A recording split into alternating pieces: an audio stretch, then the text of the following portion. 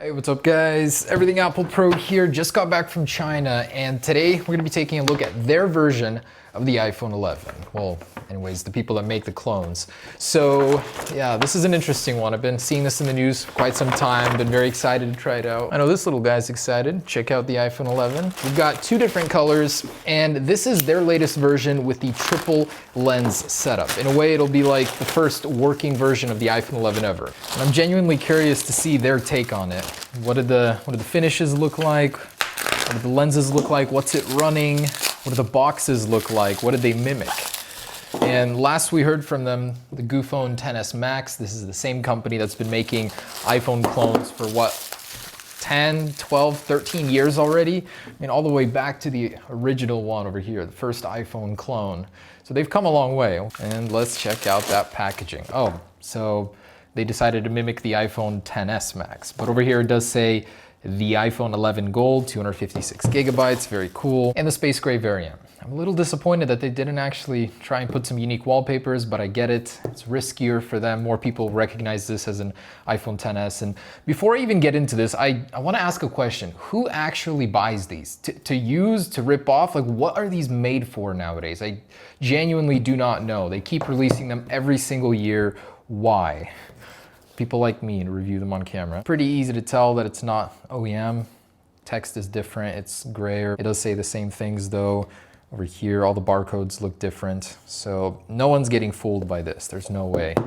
It is embossed on the front, but you can tell the packaging is not the highest of quality. Although the text does look really good. Nice and shiny. Okay, well, let's dig in. And here we go. So right away you can tell the cards are a little different. The presentation is different here.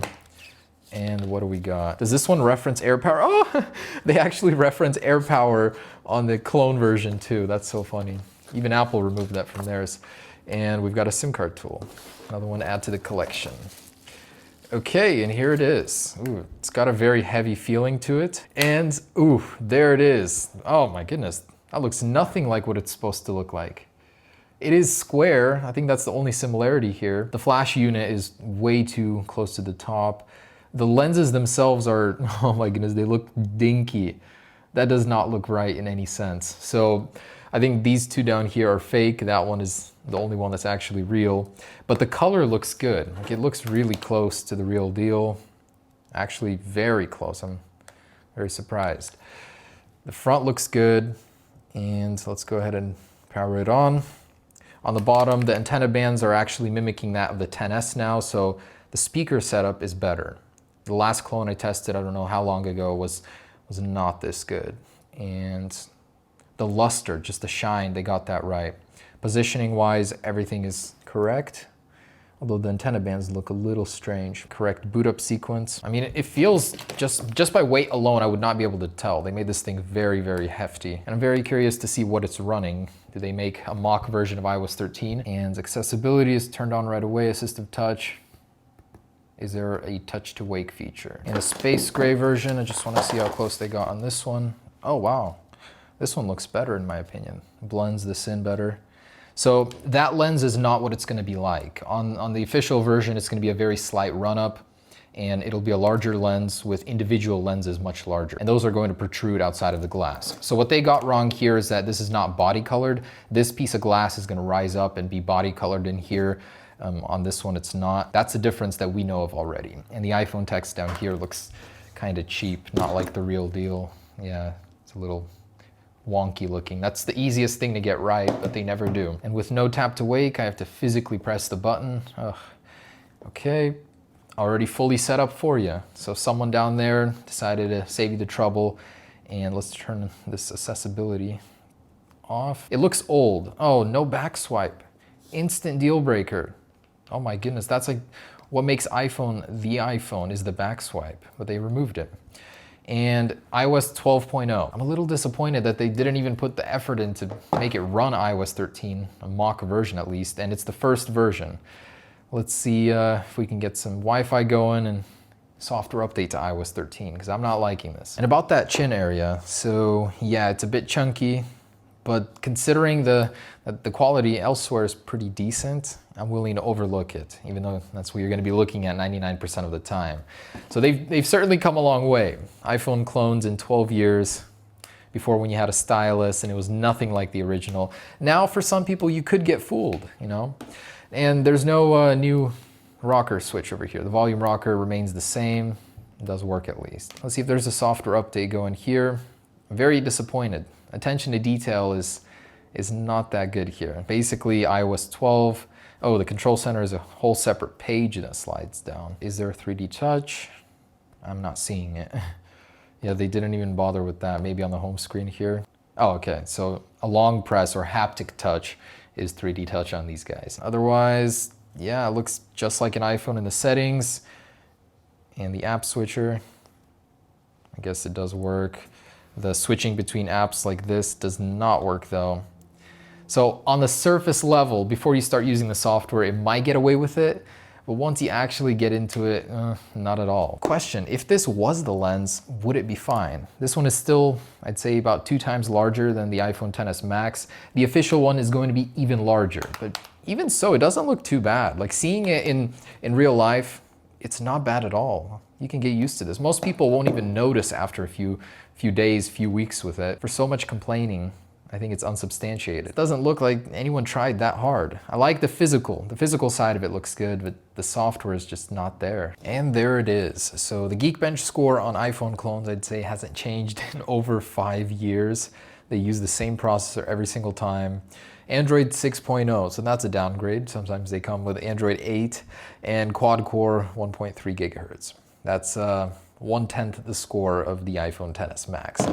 Apple XS Max 11, in case you were wondering what the new iPhone would be called. Anyways, next up, let's go ahead and take a look at that camera. So we now have a triple lens camera, one of those being an ultra wide lens, 120 degrees field of view, according to the leaks. And let's go ahead and see this feature. I am so ready. One of my favorite features from the Galaxy S10. Let's check it out. And for some reason, like not just here in the camera, but everywhere, it's as if I'm using iOS 10, like a really, really old version of iOS. The buttons, everything, it's just bad. Man, oh, look at this. The music app is from years ago. So there is a portrait mode and with just one depth effect, but it doesn't work at any distance. Okay. Yeah, I don't know. I'm not liking this in the least. So let's go outside and test out what they say is a 13 megapixel camera. Realistically is likely a 8 megapixel, 5 to 8 megapixel. All right, so the camera app actually looks really good. It's in full screen. It's deceiving on here, and the zoom function is straight in the middle of your content. Nice. I swear, whoever made this software like did not care. They slapped it on from a year-old device.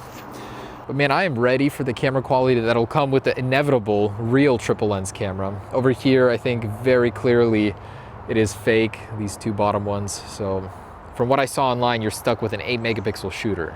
As for the front facing camera, we have a 2 megapixel shooter. Terrible. Other dimensional. Don't buy this expecting to be taking anything notable with it. It has a camera. It's terrible, but it's there. So the world isn't ready yet for the triple lens camera. I'll be sharing that with you guys once it's out. We have 2 months to go. As having seen this design for months and rendering it and all, you know, I really hope that it looks a little bit better than this. But even so, if they did mimic the iPhone XS style of the lens, I think it would work pretty well. Like, I like it. I would definitely rock it and will be here in a matter of months. I'm very disappointed that they took so much time to make the hardware good on this clone, but the software doesn't match at all. Hey, it was nice to at least see it and kind of get an early look at the iPhone 11. Wireless charging. So on the deceased AirPower, regular one works. It's supposed to have it. I'm not getting that to activate. So wireless charging is not working for me, and when it's on the pad, it's activating a bunch of apps. That's very strange. The phantom wireless charge, the phantom touch of AirPower. Okay, and here I was thinking I'd be charging my AirPods 2 on the back of my iPhone 11.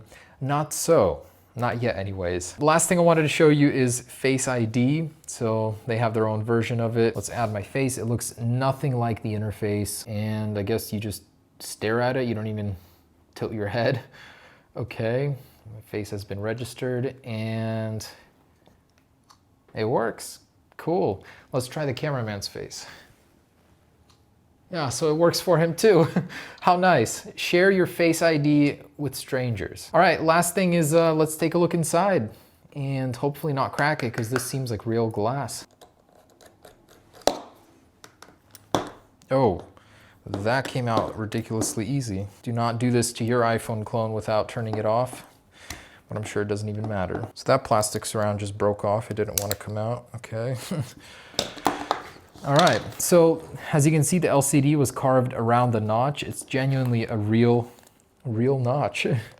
And a very tiny 2 megapixel shooter over here. And you can tell that all of this over here is heavy metal to give it the weight. Without this, it would have felt very, very cheap. Now, oh, I forgot to mention, this does have dual SIM. So let's take a look at that. Oh, wow. They actually copied Apple's dual SIM layout. The SIM card tray has the same stack dual SIM. Otherwise, really unremarkable. Nothing really to report here. Yeah.